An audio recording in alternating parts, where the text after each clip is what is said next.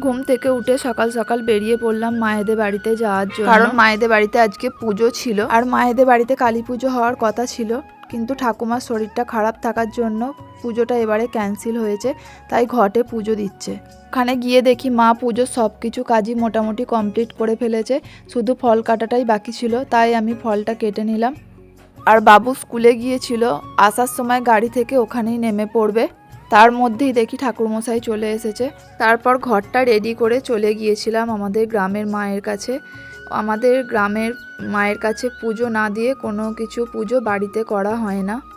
আর আমার মা বাবুর জন্য পুজো দিচ্ছিল, তাই বাতাসাটা বাবুই ছড়াচ্ছিল।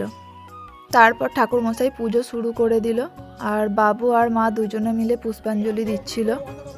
আর বাবু পুষ্পাঞ্জলি দিতে বসেও ওর মনটা ছিল ঠিক খেলার দিকেই। তারপর পুজো কমপ্লিট হয়ে যাওয়ার পর সবাইকে প্রসাদ দিয়ে দিলাম। তারপর ঘুম থেকে উঠে বাবু মামুর কাছে আবদার করেছিল একটু বেড়াতে নিয়ে যেতে হবে, তাই দাদা সন্ধেবেলায় বেরিয়ে পড়লো রতনপুর একটু বেড়াতে নিয়ে। আর বাবু প্রত্যেকবার মামা বাড়ি এলে এখানেই বেড়াতে আসে।